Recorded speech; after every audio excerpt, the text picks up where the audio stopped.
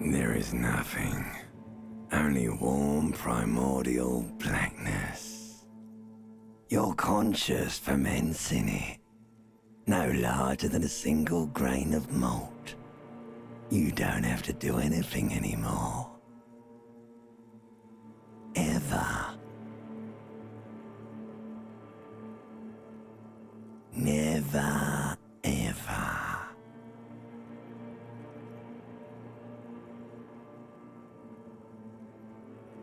Never, ever, ever, baby.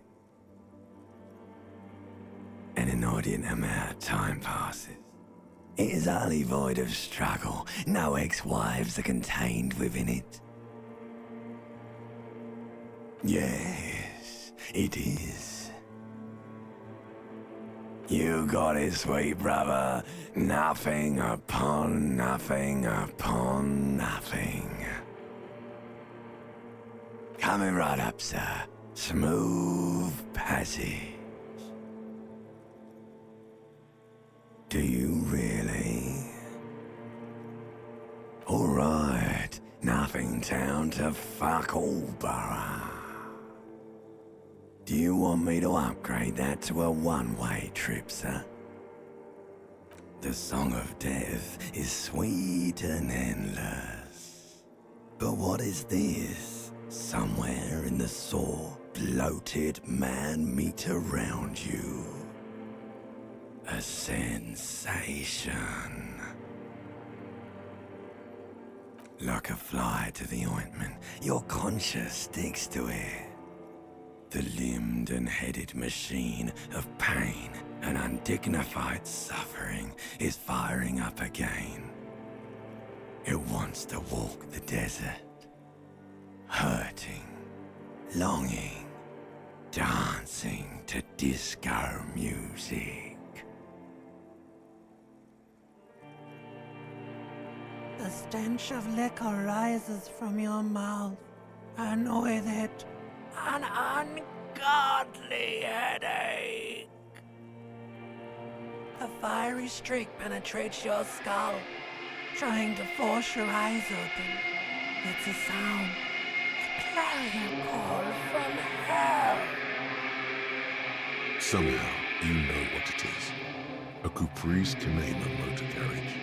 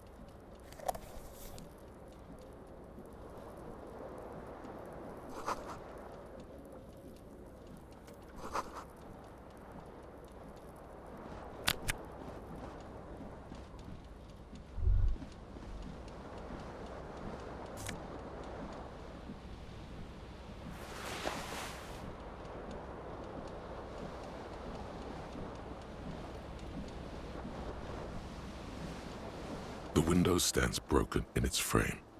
Cold wind blows in. The shards face outward. Whatever broke this window came from the inside.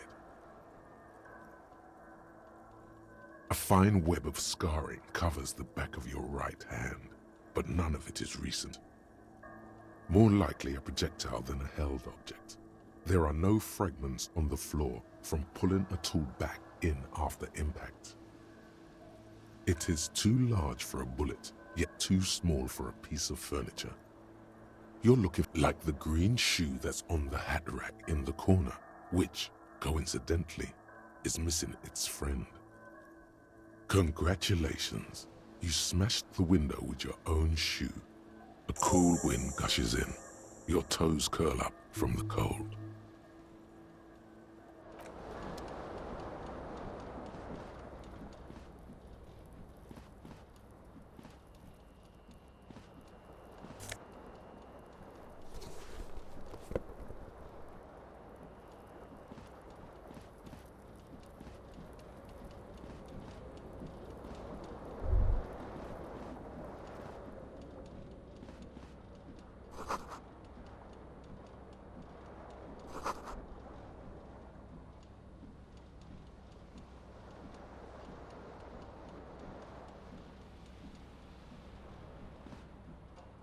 mirror hangs above a bent and broken sink. In a fierce discharge of masculine energy, someone has ripped half the faucet off. Hot water sprays from the base and steam covers the mirror. You cannot see yourself, just the outline of a man. Suddenly, you realize you have no memory of the face that awaits you there, underneath the soft vapor. As you slowly reach your hand towards the surface of the mirror,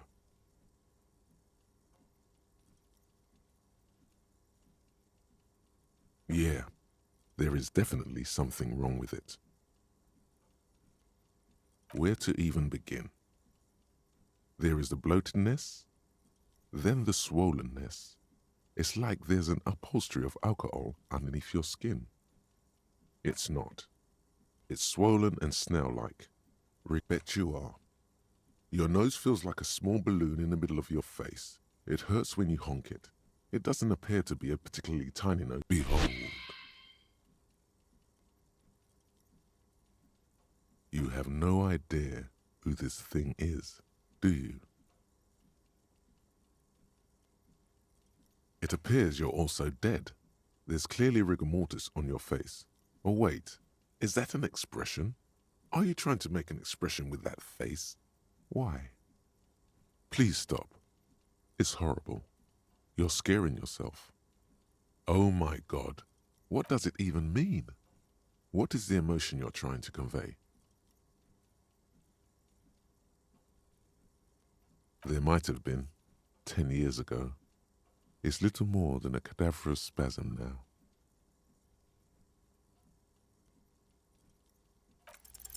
It belongs in the new, the third decade of the current century.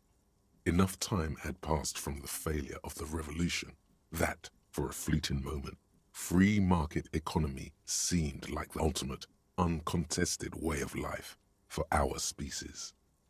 Things were good. It was smooth sailing. People made gold and champagne-tinted interiors and facades to suit the times, calling this the new style. But more importantly, disco happened. For Revachol, your city, that meant only one thing. Guillaume le Million. If it doesn't rhyme, you're not pronouncing it right. Out of the dazzling swirl of disco music, in an open-air boîte de nuit somewhere in Revachol West, Guillaume's blonde mane appeared on the screen. He sang some bullshit. Then he made the expression. Everyone loved it. Maybe you thought some of the stardust would rub off on you. Maybe it did. Either way, it's all gone now. Only the grimace remains. You have some understanding of the near history of disco. The rest is the click is used to spur on a horse. It also features some 20-odd years. There is a vast ocean of time. It doesn't have to be.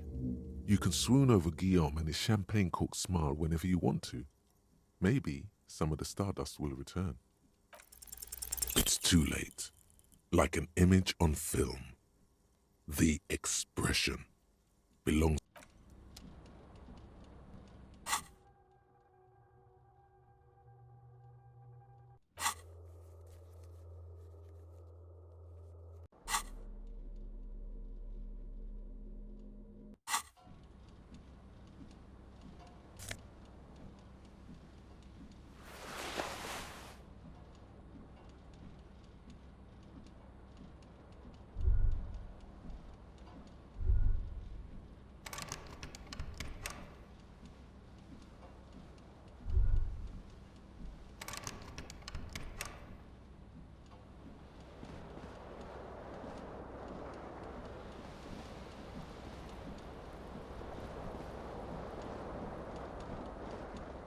This fan has two chain pull switches.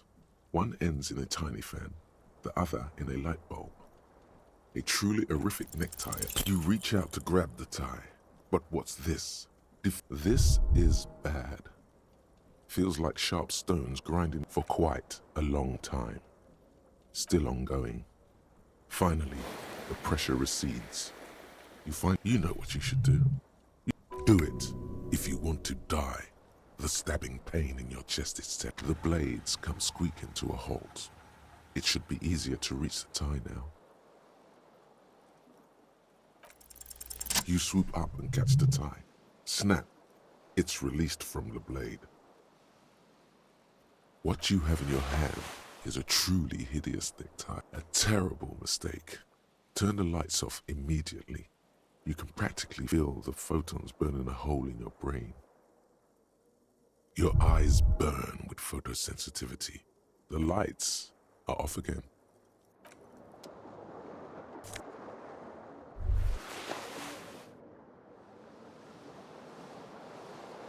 You hear a jingle.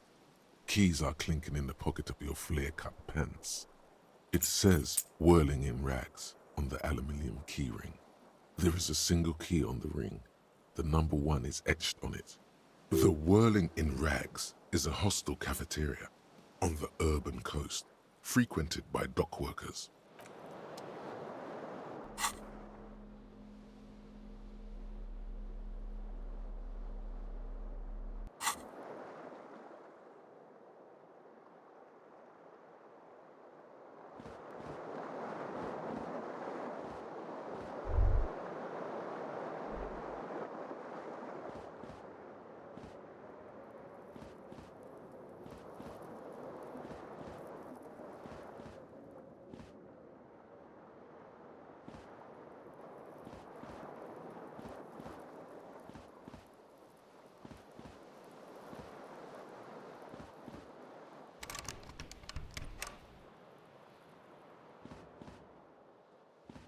A mirror hangs on the bathroom wall.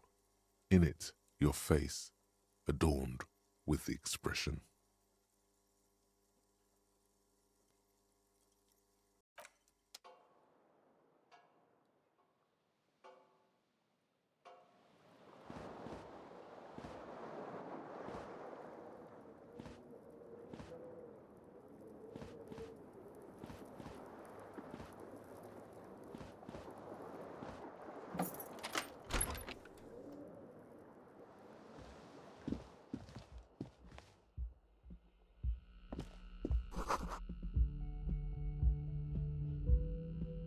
Hello, officer.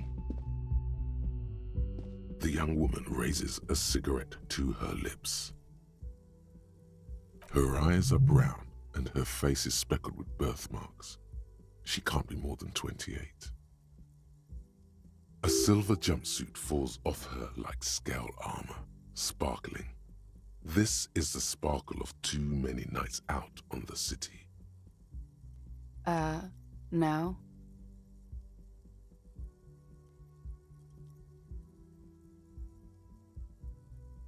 The young woman shakes her head slowly. Officer could be an artistic statement. You're already prone to those. No. You're a police officer, sir.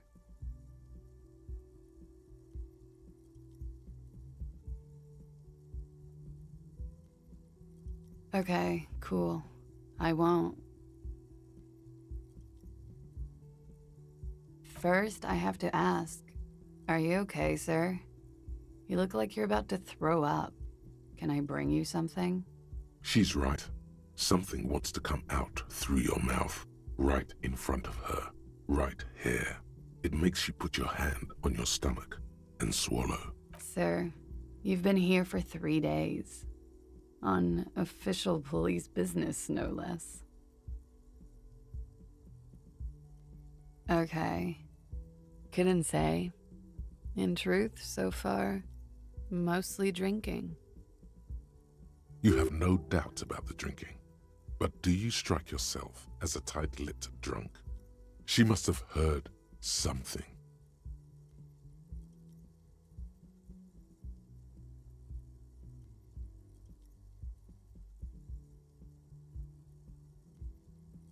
She nods.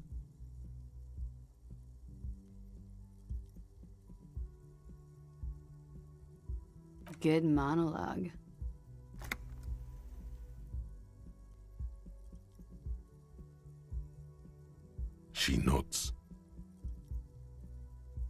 There's a mercenary out back.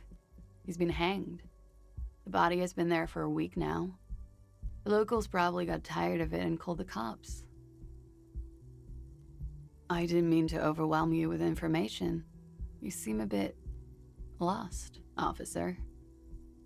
Don't be so harsh on yourself. They let almost anyone be. The words have already left your mouth. What was that? That's not even how words are used. What did you say? Come on, say it again. No, you see, that's not what you said. You said... Come on, man. Freddy, please. One more time. Goddamn right you did. You crazy asshole, you. What kind of cop are you? Don't be. It was funny. And anyway, who gives a shit? So what if you can't pull grade A pussy anymore? There are other things in life. More meaningful, more fitting. It's gonna suck for you later when you have to interrogate me.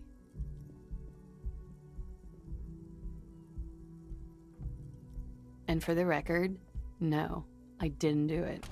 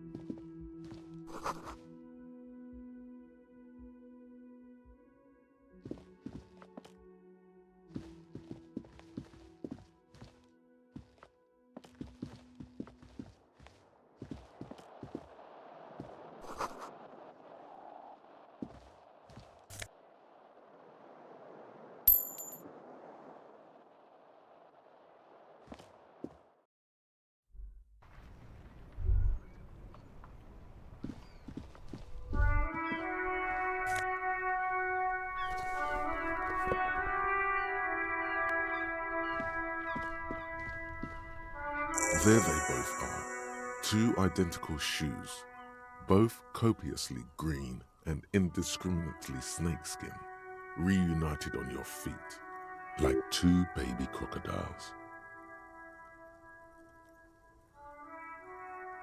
Good, they're balanced, comfy. Feels like the only good thing about you right now, truth be told.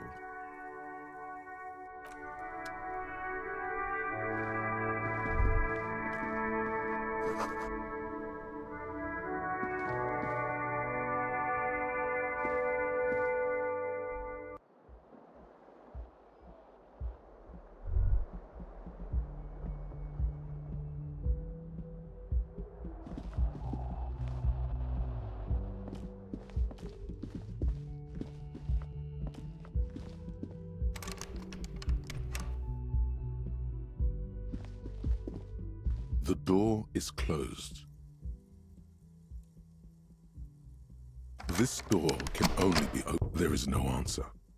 You hear the shower being turned on, somewhere inside. Still no answer. Still nothing. Still nothing. Still nothing. Still nothing.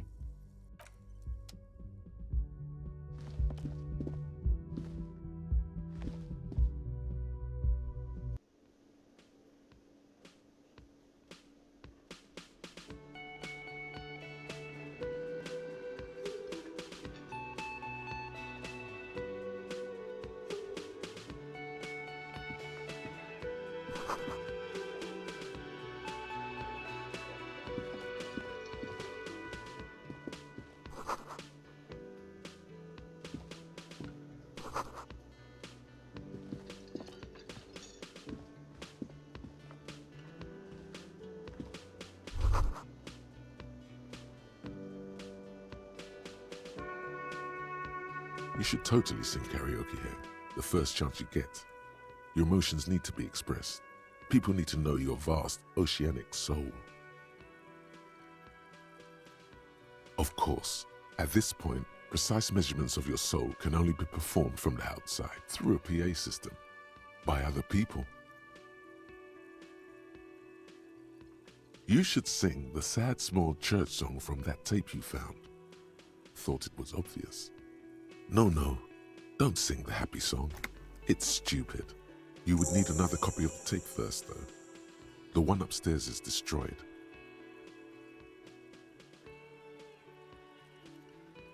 Who is mistakenly identified as a cop for his prominent jawline?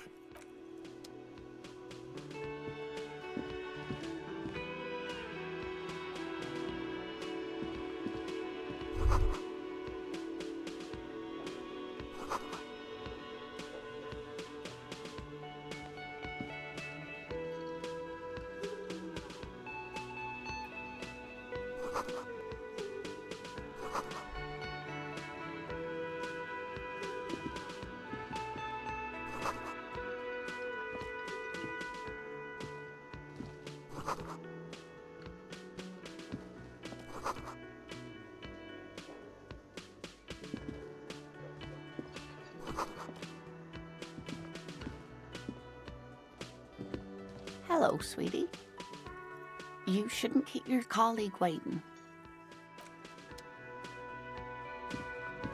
A bespectacled man in an orange bomber jacket. As you approach, he narrows on the sleeve of his bomber jacket, as well as... Hello, I'm Kim Kitsuragi, Lieutenant, Precinct 57. You must be from the 41st. You realize he's waiting for your name.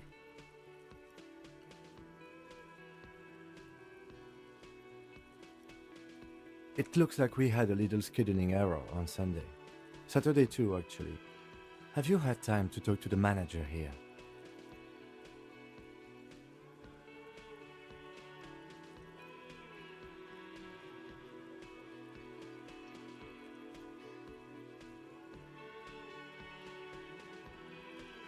What he means is, he has been trying to meet up with you for 2 days, but you have been otherwise occupied. No, I don't think so. We should ask him for a rundown of the area, now that I'm here as well. I understand the scene is out back, right? It also wouldn't hurt to assure him the police are finally here. In full force, I mean. Right. And the interviews? At the 57th, we like to prepare an initial list of good. But even if you haven't, have you removed the dead body from the tree? Sure. But did you take it down from the tree? Does that mean the body is no longer in the tree? Completely. Does that mean you took the body down from the tree? So, the body is still in the tree, where it has been hanging for 7 days straight.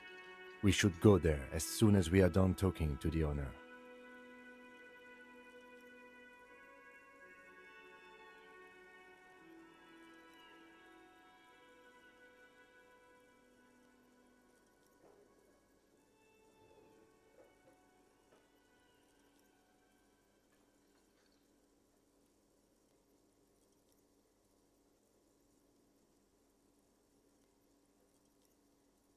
After you, officer. If you're about to embark on an investigation... You mean you don't have a badge?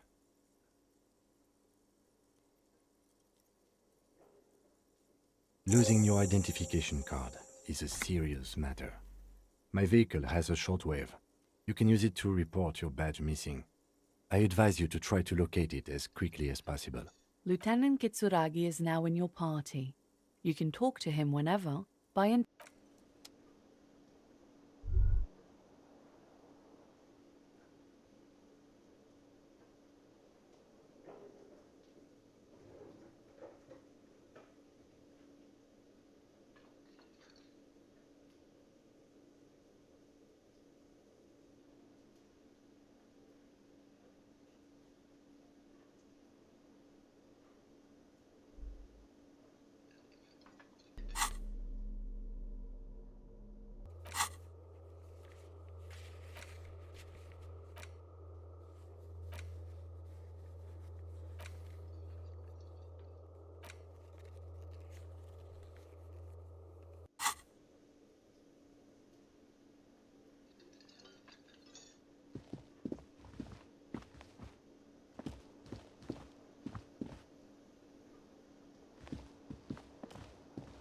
A man in his late 20s, with a thin, unimpressive beard, notices you approaching. Mr. Gart, right? Yes. I am Kim Kitsuragi from Precinct 57. This is an inter-district investigation, so joining me from Precinct 41... Right. Now, I know it took us a while to arrive at the scene. It also took you a while to call us and report the dead body. It was you who placed the call, yeah? No, I only just got here. It was probably Sylvie who called you. She usually works the bar here. I'm only temporarily taking over her duties.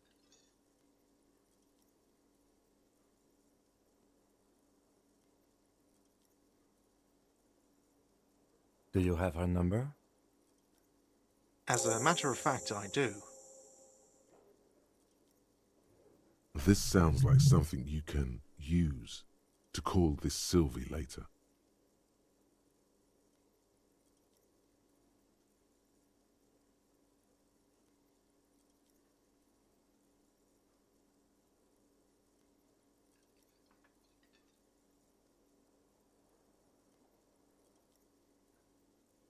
You said you just got here. From where? Are you a local? What, of Martinez? No, I live in Jamrock. I only sometimes come here to keep an eye on the place. This is just one of the many cafeterias I manage. But you still know your way around, yes? In case we need directions. Yes, I know where some things are, but as I said, I don't live here. I just used to work here. And I'm not going to start working here again, if that's what you think. I didn't imply that. Detective. He probably means this is where you step in and ask your questions. His face expresses profound doubt in your having. Ask him about the body's location before asking if he killed him. People give up information in the more innocuous questions, which you can later use in the more sinister ones, not vice versa. Behind this building, there's a courtyard. They hoisted him up on a tree there. That's easy. See that door there? First you exit through that. Then, to your right, you should see a big hole in the fence. A really big one. You can get to the courtyard through there. No need for the keys. The hole is big enough for the Franco-Nigerian cavalry to fit through.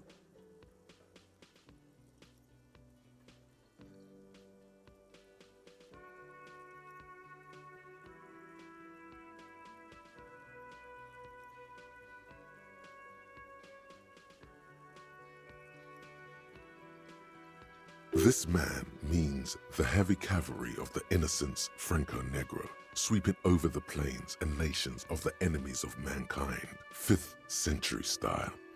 I don't know who killed him. I'm not the police. This is it. He said they hoisted him up on a tree. Who is this they, if he doesn't know?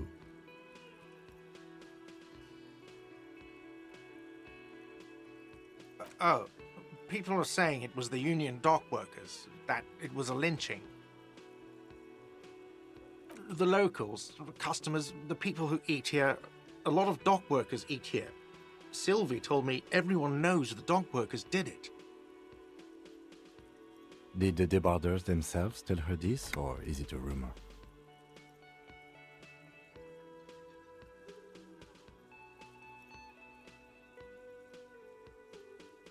I don't really know. You'll have to ask her.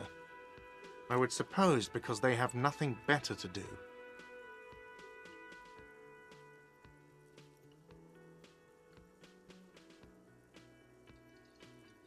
You mean the strike? Yes, the strike.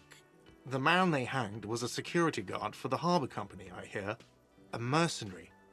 What are you, crazy? Of course I did. The lieutenant turns the page in the little note. She went away because none of your business.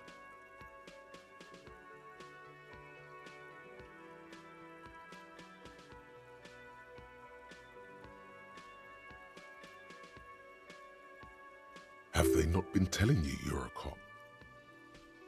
Extra fine.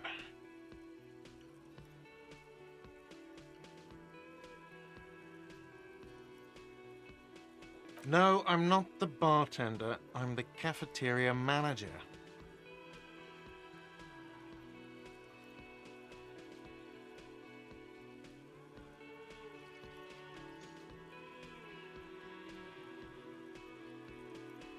I hope it is.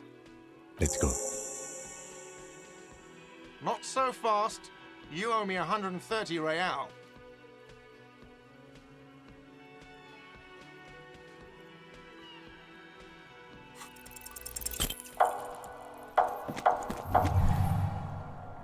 One moment you're running like the wind, then you've suddenly turned around and are giving him the finger, furiously, with both hands. Why? That's true. Yeah. Watch out!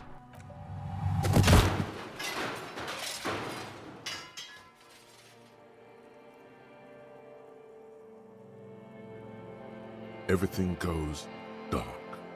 Back so soon. It was no accident. If it comes off like that, I was wrong to let you go.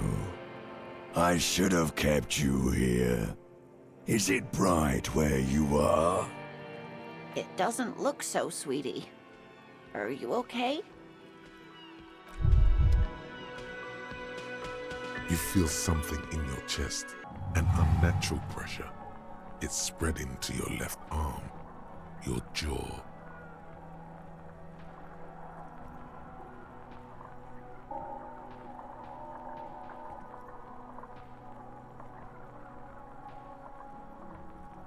Very, very bad.